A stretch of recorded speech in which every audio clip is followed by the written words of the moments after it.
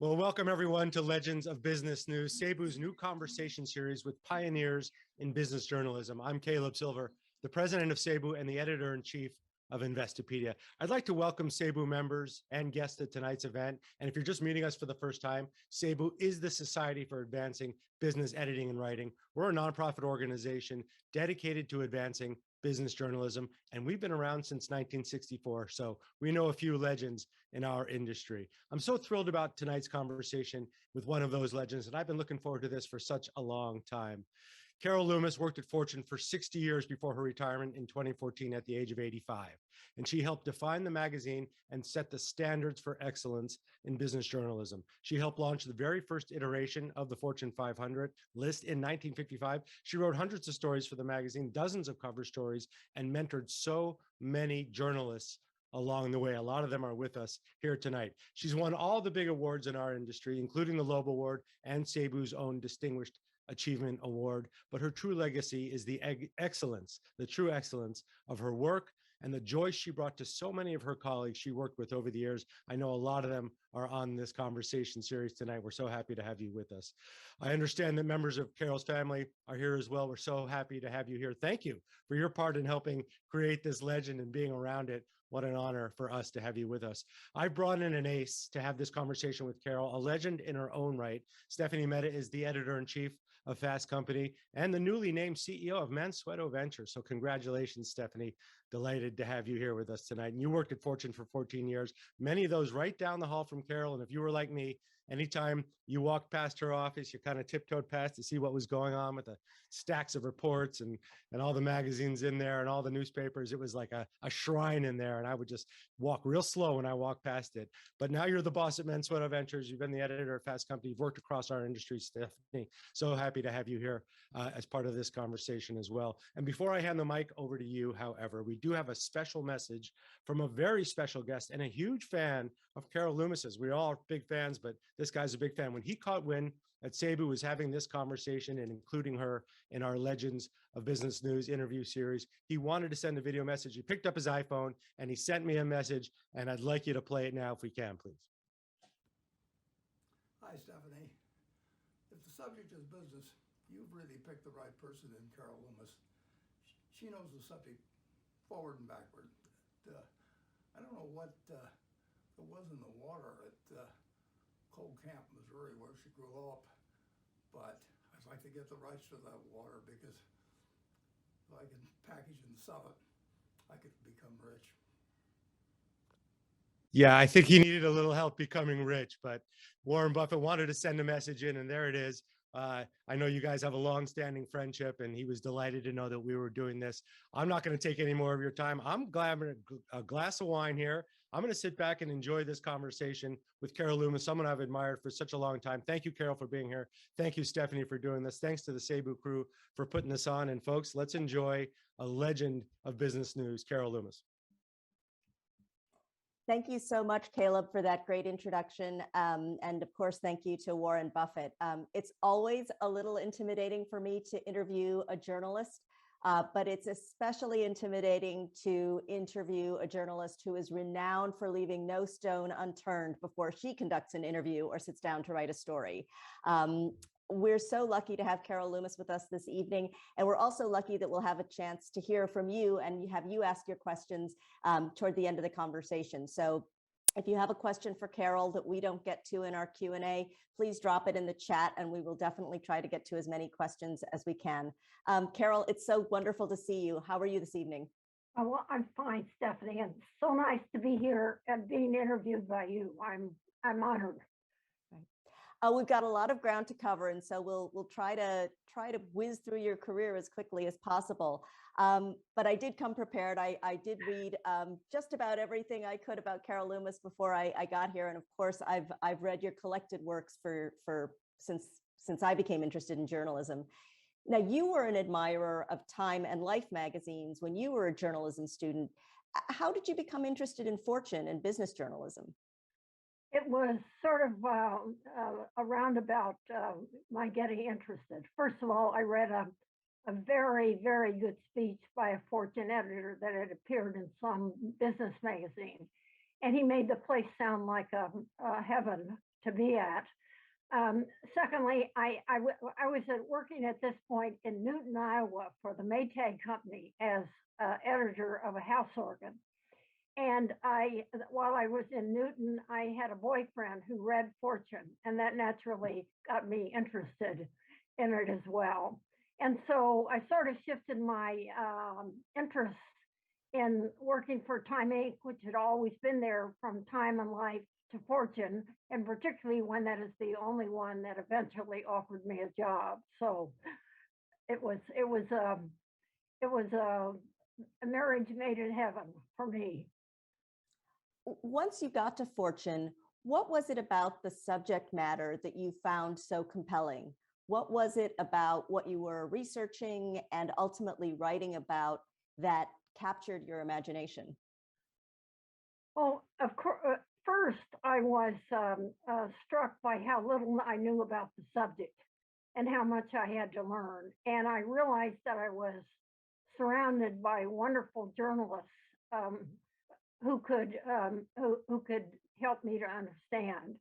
And then I just, as I got deeper into it, and as I learned how to read financial statements, which became very important to me, and as I had something to do with setting up, a little bit to do with setting up the Fortune 500, I just became totally captivated by covering business. Never would have suspected that when I was in the journalism school at Missouri, but I certainly did as I made my way through Maytag and got to Fortune. And what do you consider your first big story at Fortune? What was the story that you think helped you establish yourself as a journalist?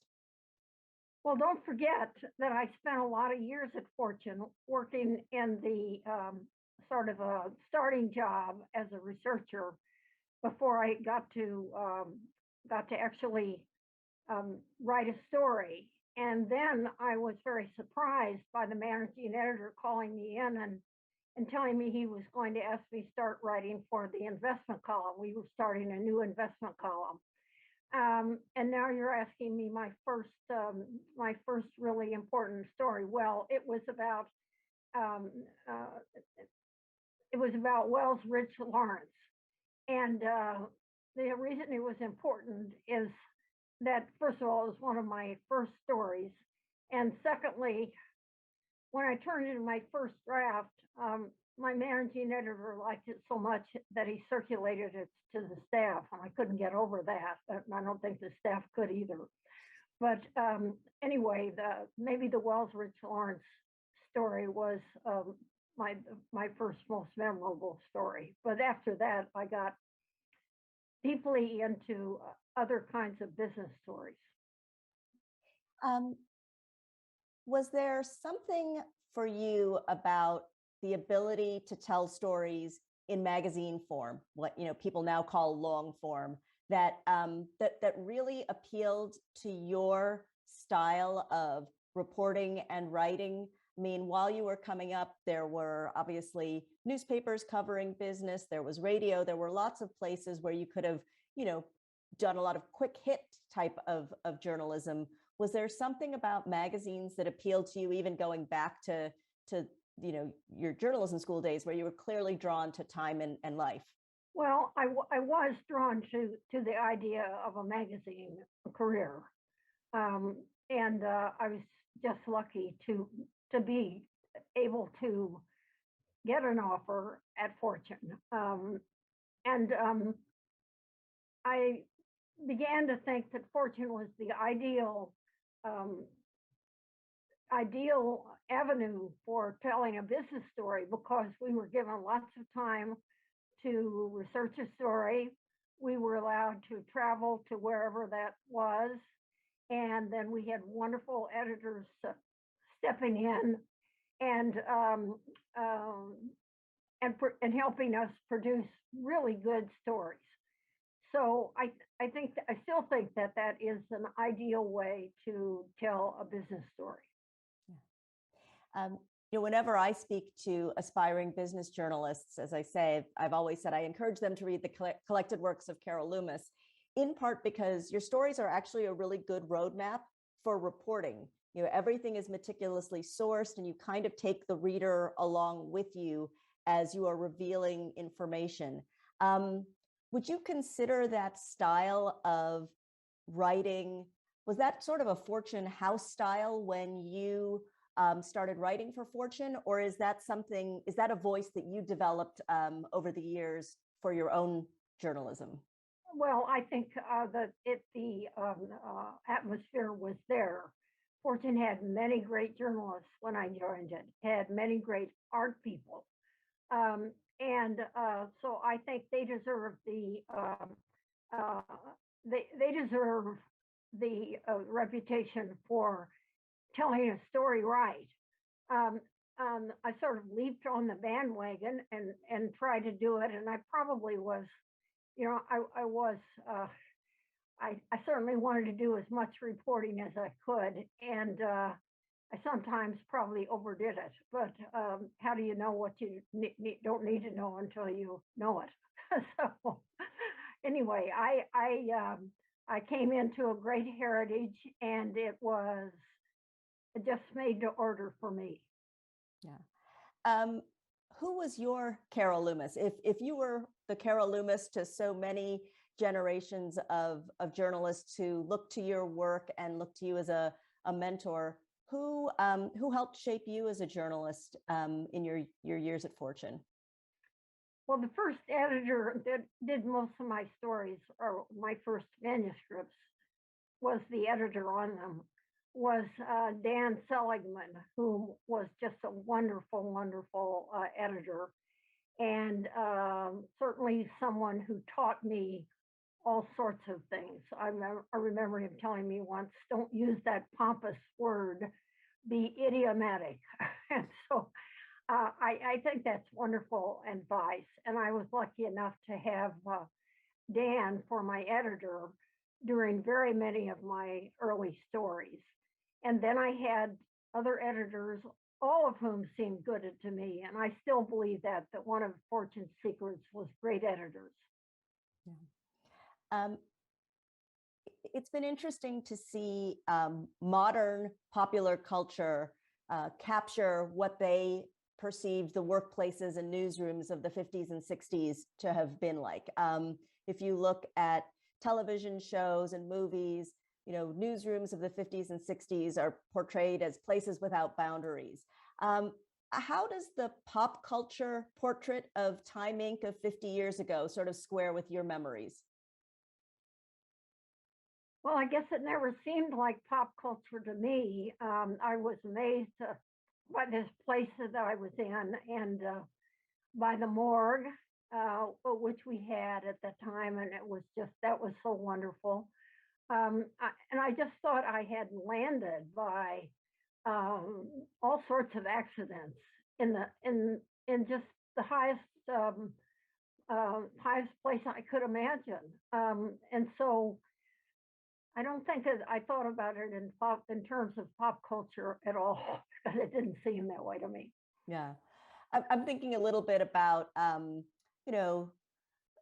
drinking in the office, smoking in the office, romances in the office. Was it as loose a culture as I think, my kids, when I talk to them about newsrooms, they still think of it as, these sort of wildly promiscuous places? Well, I did say in kind of the biography I wrote for Fortune that we had one guy who was definitely somewhat of a threat to any research. At that time, we had writers and researchers. The writers were all men, the researchers were all women. If you'd go on a trip with them, which you did, if they had any bad habits, like this guy did, like kind of trying to romance you no matter what happens, then that was unfortunate, and it was well known to all the researchers at Fortune, including me. So forewarned, what happened when he tried to take me on was I slapped him, and that was the end of it. You also famously sued the Economic Club of New York for its policy excluding women as guests and members. You know, the suit was ultimately unsuccessful, but the policy did change. Do you feel like you contributed to that decision? I do. I think that my bringing a suit made them think about whether they were doing the right thing. They had never allowed women at their big dinners, and usually monthly. And when I called up from Fortune and said that I was going to be the person who came to that dinner, I was told, no, you're not coming because we don't allow women. And that got me on the phone to the head of to the secretary, I think it was, of the Economic Club. And he said to me, famously, because every friend I had who ever went to Smith resents this, he said, what we don't want to have is any little Smith girls who are looking for a free dinner and an evening with 1,200 men in black tie. So I said told him I didn't go to Smith, and he let me come. That was sort of my joke. And anyway, the University Club soon after, and I'm sure it was, and it was after my suing them and failing, they realized that they needed to catch up with reality, and they allowed women to go. And I remember that I and a Fortune editor whom you knew, Wyndham Robertson, were allowed to sit alongside, like it was a balcony. We were allowed to sit alongside one night at a Economic Club dinner. And then soon after that, the Economic Club changed its policies altogether. And now I think there's been a woman who's been president of the Economic Club, if I'm not wrong. And there certainly have been many speakers. So there you are, the world changed. But you ultimately never joined the Economic Club, as I understand it. I don't remember. Oh, yes, that's right. Yes, they did invite me, and I turned them down. But I had 2 kids, and going to Economic Club dinners was not high on my list at that time. Or any time. Yes. Carol, I would love to talk with you a little bit about the hard-hitting stories that you've written. And I know you don't set out to tell a hard-hitting story, but oftentimes the reporting leads you in that direction. Most notably, you wrote at least 3 stories that were really critical of Time Inc.'s parent company during the time you worked there. I'm curious if you got any kind of reaction from higher ups that suggested people were displeased. No. Well, there might have been reaction to my editors, but none of it ever reached me. And I honestly did not think it was fair that I would insist on talking to major companies on the record when Time Inc. wouldn't allow me to do that in one instance when they said that they wouldn't do that. So in that case, I said, well, I just won't talk to you. And the story that talked about the merger and how it wasn't going to work was certainly the most important of these. And I got no direct criticism from that. But much, much later, I talked to one principal in that, and he said to me, and then you wrote your story, so that I know it was important in what was going on behind the scenes. And that story turned out to be obviously incredibly prescient. But again, like all of your journalism, you laid out the case for why the valuation was faulty math. I mean, it Right. was spelled out there. and they couldn't have quibbled with they didn't certainly quibble with any of the facts. Right. They did not. Never, as far as I know. Carol, with all of those stories that you've worked on, I've got to ask, did you ever have that pit in your stomach the night before a story goes to press? I think some of us, wake up in a cold sweat wondering, did I get the name spelled right? Did I get everything right? For someone of your caliber, did you ever have those moments where you kind of sat bolt upright thinking, oh, what if I got it wrong? I'm sure I did. I don't remember. I would go home sometimes at 2:00 at night. Remember those taxis we had alongside? And I'm sure I was worried about it because I was a fanatic about accuracy. And I took every step I possibly could to be accurate. And if I was working with anybody like researchers sometimes that I did, I made it clear to them that their responsibility was just as strong as mine, and they had to be accurate.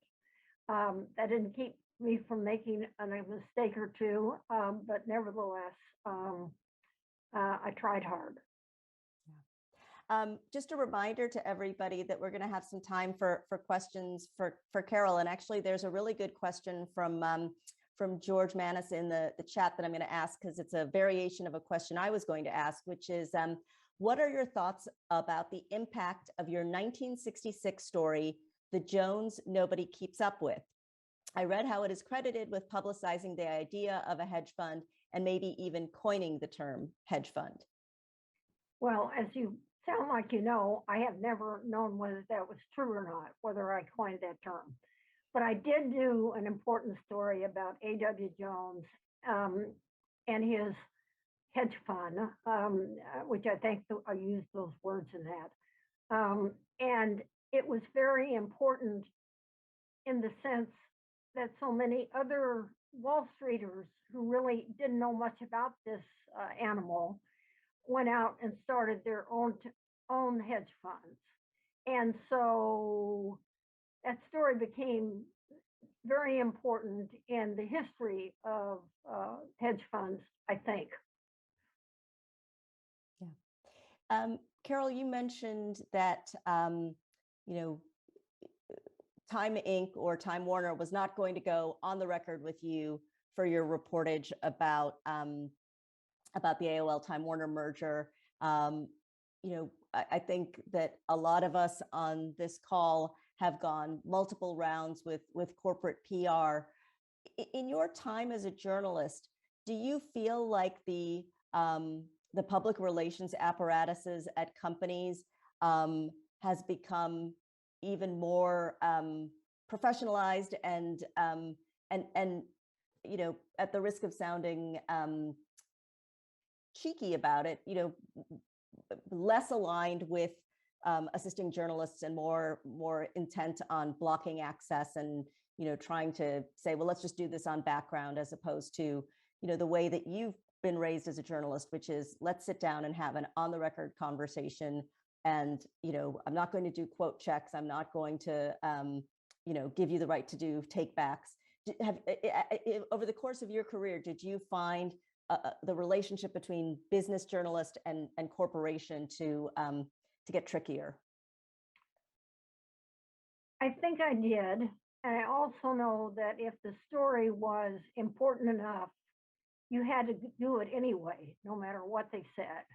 And the one that I remember especially about that was a story about KKR that I did early in its history. Henry Kravis and his cousin would not cooperate, although they did let us give us a good picture or allow us to take a good picture that we could use on the cover. I always thought that was an interesting distinction. But I just went ahead and did the story without them. And in my thinking, it was an important story. And many, many years later, they came to me and asked me to do a story about KKR, obviously at a very different part of their life. And I was perfectly willing to do that. And once again, to say whatever was right to say. Yeah. There's some other great questions coming into the chat, so I want to be able to get to those. This is a question from Caleb, who says, which CEO in the job today would you love to do a cover story on now? Who fascinates you? Well, I'm probably not as well informed. I'm surely not as well as informed as I would have been if I had been, it was when I was at Fortune. And I'm having a hard time. Well, I suppose I would, like everybody, like to do a story about Elon Musk, but I don't think that I would be quite as magnanimous as many journalists have been about him. I probably wouldn't have made him Time Magazine's Person of the Year. I'm sorry, Stephanie, I just can't come up with a really good example.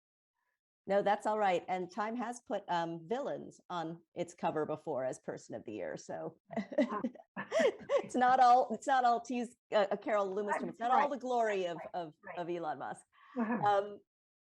How did you pick your stories when you were at Fortune? When you were no longer being assigned pieces as a writer, but when you had the opportunity to pitch things to editors and sort of pick at one point you were really just doing feature stories. How did you determine what you wanted to write about? Well, I tried to follow the news very carefully. Sometimes an editor would come up with a great idea. And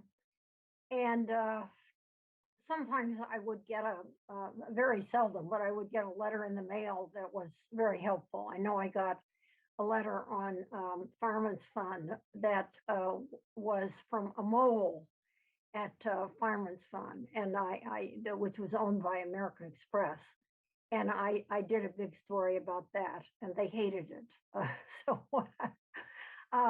that's the best example I can think of. There's a question from Jason Zweig. Two questions actually. One, how did you keep yourself fresh for such a long career, and how did you fight burn-off or feeling like you were getting stale? Well, I think I must have been lucky. I've had a couple of ancestors who died at very late dates. I don't know, but most of the time I was okay with a schedule that I thought was pretty hard, but sometimes I would go home dead tired at night, as I'm sure you did also. And I would try to find a little bit later, a day or so I could take. And then I had a wonderful experience, which is that my managing editors began allowing me and one other woman, maybe more than one, to take 3 months off in the summer. And that was a glorious thing. And I will never forget that. It's so interesting, Carol, that in even just the 25 years I've been covering business news, we've seen business kind of go from being a niche at a lot of news organizations to being front page news. But you'll see business news on broadcast television now. Do you have a point of view on what's changed? Has the rest of the world caught up to the importance of business and economic news, or and is that a good thing for outlets like Fortune and Fast Company and the Wall Street Journal as business news becomes more mainstream? Well, I do think it's a good thing that that the world has become much more interested in business. Even though I hadn't thought of the opposite side of the coin, that it might be bad for somebody like Fortune or Business Week or Forbes. But I think in general that it's wonderful. There is more coverage of business and that it's gotten better. And I hope that continues to be true and that it turns up on these places that you were indicating. Yeah, it's amazing that and the definition of business news has expanded so much. Workplace topics are, where everybody's talking about the Great Resignation. A lot of people are talking about inflation now, which is not something that you would often hear leading the news. So it's the world has come around to our way of looking at things. Right, right. I still don't find much discussion about derivatives in these, which is such a tough topic, but one that I happen to have been interested in and got a chance to write about in Fortune. But I don't think I see much about derivatives these days. Yeah, derivatives seems to have fallen out of favor as a topic, but since you raised it, again, you wrote sort of the very first story about derivatives that appeared in a mainstream publication. I'm sure there were perhaps newsletters and niche publications that delved into the topic. How did you get interested in derivatives? And then I remember that story so distinctly. You were able to break it down for the average reader in a way that was really understandable. How did you go about reporting that story in a way that would feel accessible?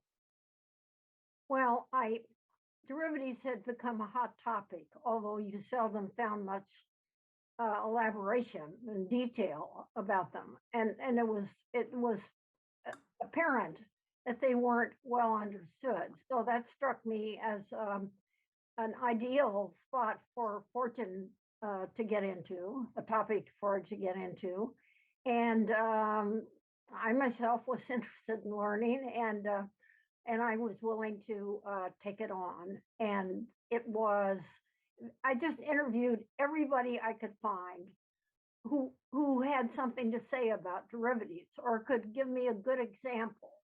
And I picked, and I think maybe many businesses creating derivatives were sort of glad that somebody was trying to actually explain them. And so that was a very challenging story. The two stories were very challenging, but I was really glad that I had had a chance to do it. And I remember one thing that happened. A PR man at some bank, and I can't remember the name, but it's probably just as well, it told me that when reporters came into them and said, "We don't understand derivatives, could you explain them to us?" they would say, "Read Fortune's story." I think you'll know much better about them after you read Fortune's story. So that was a very nice thing to have happened. Yeah, that's the highest compliment. Yeah. Another thing that is a real hallmark of your career, Carol, is that you've, I think I'm going to mix metaphors here, but you've deflated more than one sort of empty suit. You've really sort of, we talked a lot about your financial journalism, but you've also written about some people in business who have proven to be, what's the expression, all hat and no cattle. How do you go about, what's your process for evaluating the caliber of an executive and knowing if what they're selling is not something that investors should be buying? Well, I think that only the deep reporting that Fortune tried to go in for allows you to know, because too often you just cannot tell from the outside what is the situation as to good or poor or misleading CEO. So I think it's a tough challenge too. I think the business press has a really tough challenge in trying to cover stories who really aren't seeking publicity, and would just assume they weren't accosted by a good journalist. But that's what makes the whole business so fascinating. Do you recall how it was you came to write about Carly Fiorina? Was that a story that was assigned to you, or was that one that you you actively sought to write? No, I remember that very well. I was home, I believe, on summer vacation. And Rick Kirkland called me up and said, Carol, I want you to do a story about Carly Fiorina.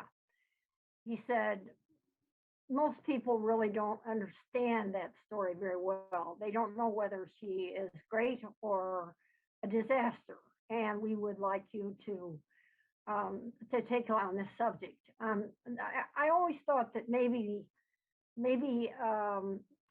the advertising people at Timing had also been worried about this subject. Well, anyway, I was asked to take it on. I said, sure. So then I had a hard time doing the story. I remember taking 3 trips out to California.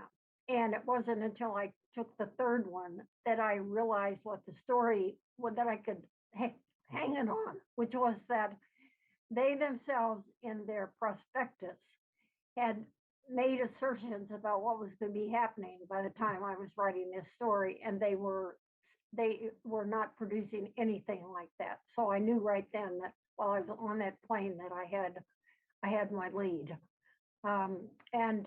So that was a tough story for me to do, but it worked all right, and I remember my editor liking it.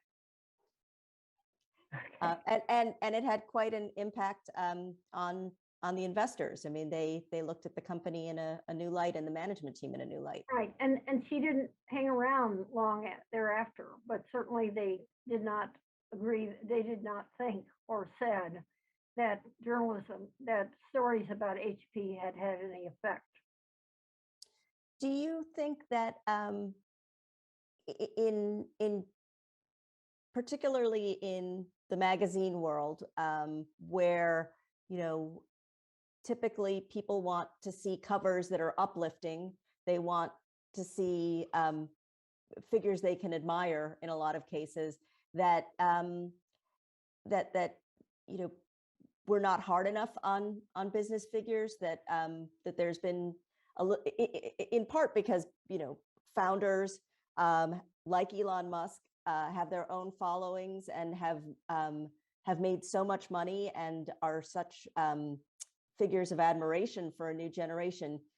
Are business journalists, do you feel like we give too much of a pass to some of these cult-like figures?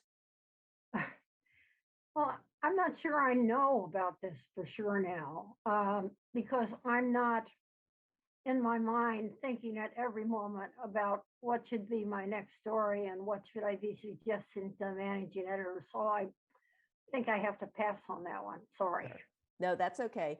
I'm going to go to some of the questions, and there's some really great comments in the chat. So I'll just share them because I know it's hard for you to look at 2 screens at once. Alan Deutschman writes, "Hi, Carol. I just wanted to say hi. I worked as the researcher on one of your stories when I was starting out at Fortune in the late 80s and learned so much working with you. So it's great to see you on screen." That's from Alan. Alan, thank you. Adam Lashinsky writes, "Carol, given all the years you've covered Wall Street, give us your assessment of it. Good, bad, ugly."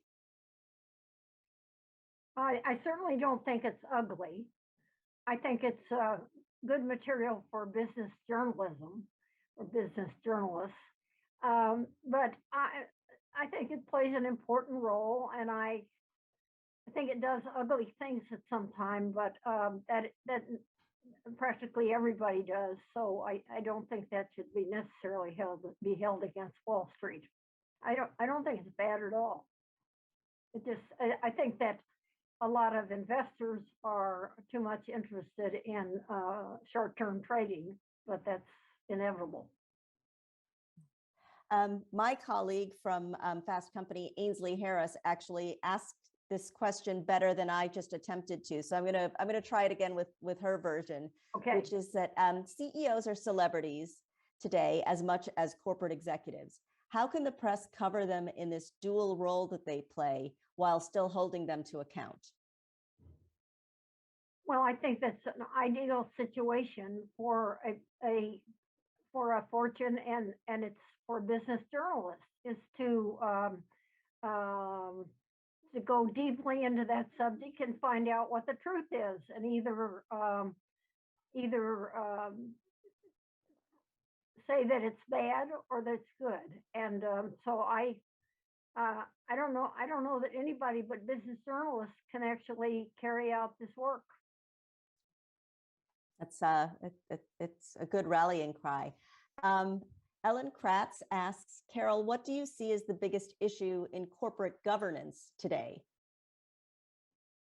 I think there are many companies, or at least certainly some important number, that don't have much corporate governance at the top. The board of directors is not very good at monitoring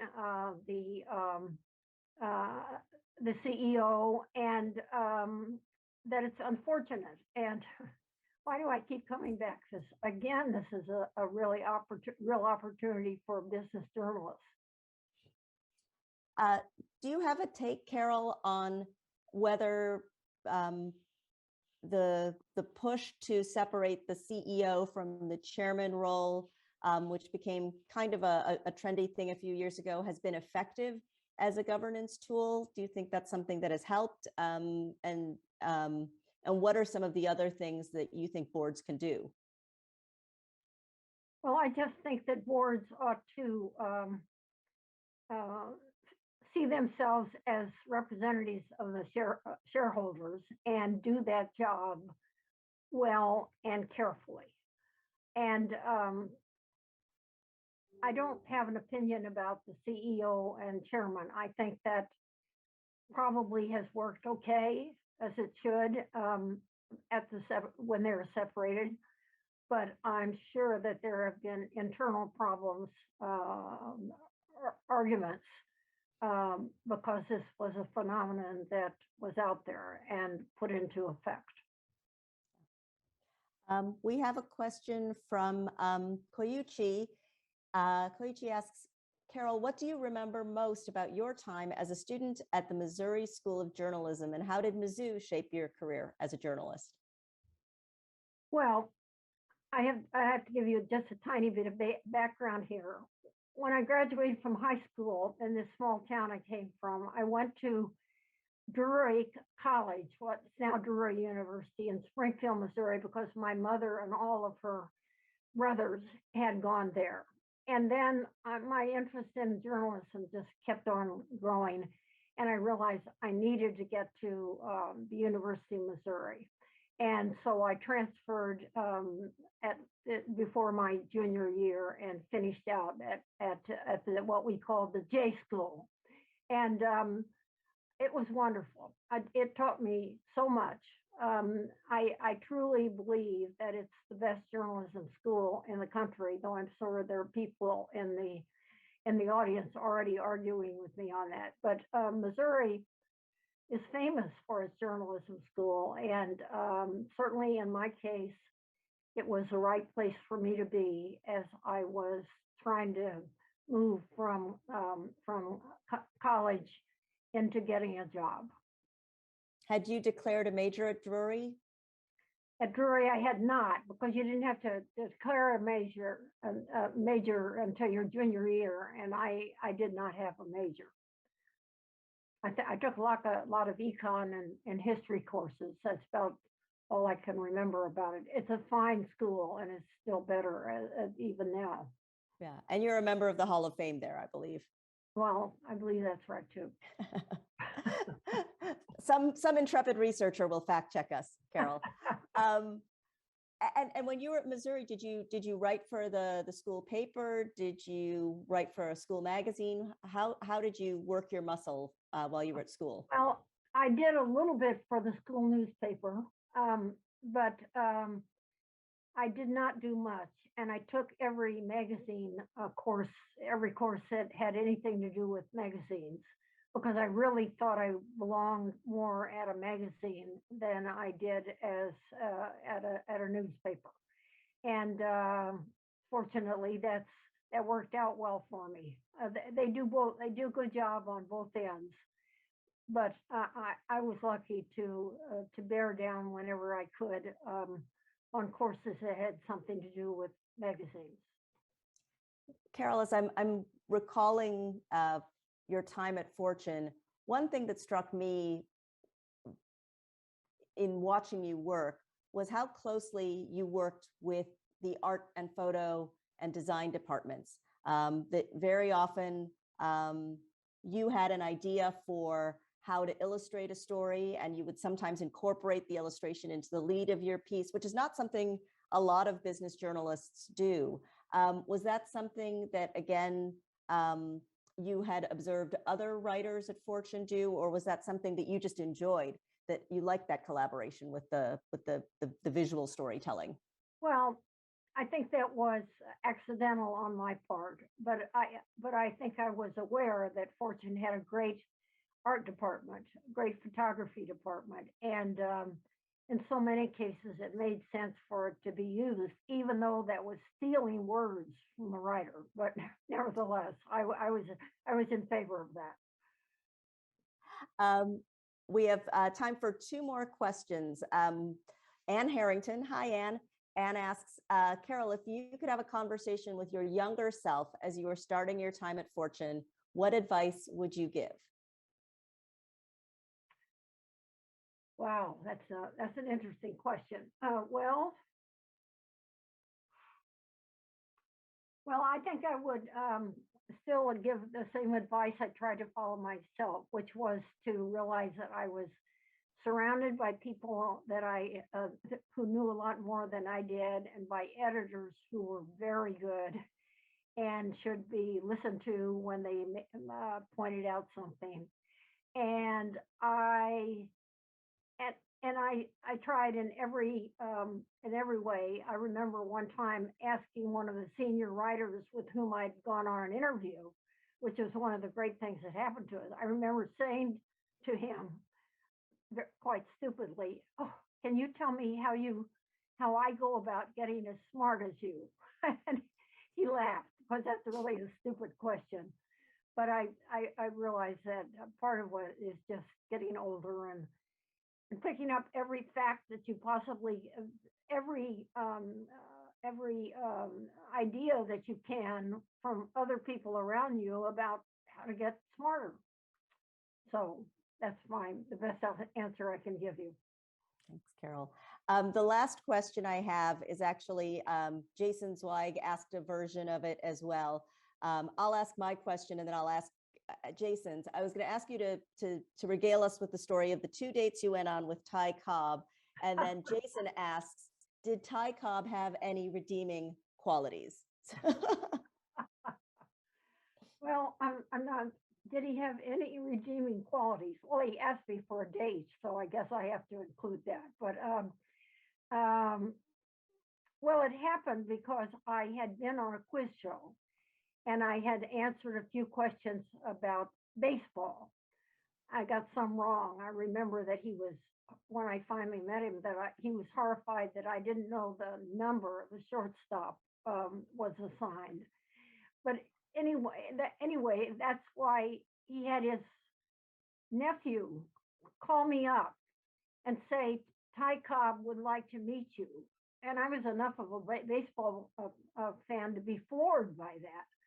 And I said, well, okay, that's all right. He wanted to have lunch with me. That's right. I said, okay. And he said, at 21. And I said, well, that would be very nice. And so that's how I met him. And of course, when the two of us went into 21, many people recognized him and were immediately awestruck by the fact that Ty Cobb was in there. And then he asked me to go to Yankee Stadium for the old timers game, and I did that. And then he asked me on a third date, and I decided it was time to stop this. So that was the end of my acquaintance with Ty Cobb. Well, thank you for regaling us with those stories and for pointing out that he does have a redeeming quality, which is that he has excellent taste in lunch dates. Carol Loomis, thank you so much. This has been a pleasure and such a treat, and so wonderful to see you again and to see so many old friends in the chat. I'm going to turn things back over to Caleb.